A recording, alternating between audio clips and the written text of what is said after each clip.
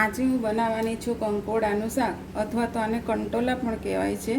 આ ચોમાસામાં સારા પ્રમાણમાં મળી રહે છે. એના માટે મેં 250 ગ્રામ જેટલા કંકોડા લીધા છે.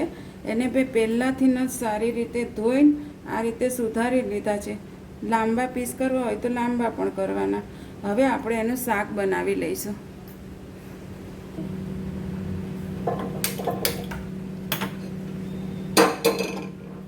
તેલ લઈ લઈશું.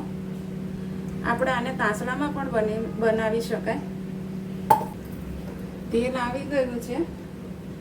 હવે આપણે થોડીક જ રાઈ લઈશું. રાઈ કરતાં ડબલ જીરું લેવાનું. હિંગ લઈ લઈશું. લસણની કળી લેવાની. લસણ આમાં આગળ પડતું રાખવાનું.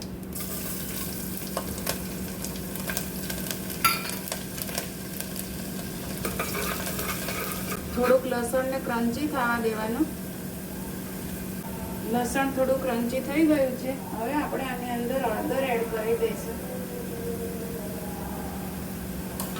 કંટોલા એડ કરી દઈશું. મિક્સ કરી લઈશું. હવે આપણે બીજા મસાલા કરી લઈશું. લાલ મરચું પાવડર,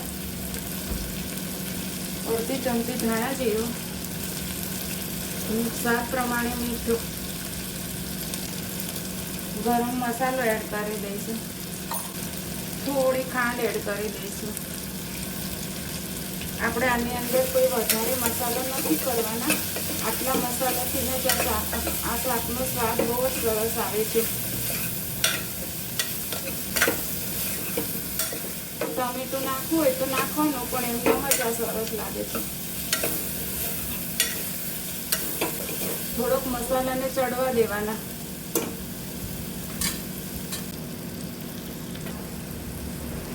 સરસ મસાલા ચડી ગયા છે. હવે આપણે આની અંદર પાણી એડ કરી દઈશું. આપણે આની અંદર બહુ પાણી નથી નાખવાનું, કોરું બનાવવાનું છે. રસાવાળું કરવું હોય તો વધારે નાખવાનું, પણ કોરું શાક સરસ લાગે છે. 2 મિનિટ આપણે આ રીતે ખુલ્લું જ ચડવા દેવાનું છે. 2 મિનિટ થઈ ગઈ છે. આપણો તેલનો રસ્તો પણ ઉપર આવી ગયો છે. હવે આપણે આને ચમચો નથી ફેરવવાનો, એમનામાં જ આ રીતે ઢાંકણ ઢાંકીને 5 થી 6 સીટી વગાડી દઈશું. આપણે આ કુકરમાંથી હવાનું પ્રેશર નીકળી ગયું છે, ચેક કરી લઈએ.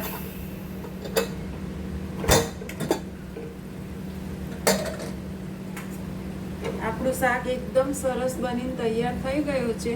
જોઈ શકો છો, તેલ પણ સરસ છૂટું પડી ગયું છે.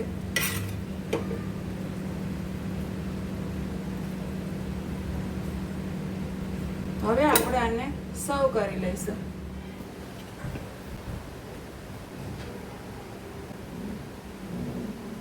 થોડી કોથમીર એડ કરી દઈશું.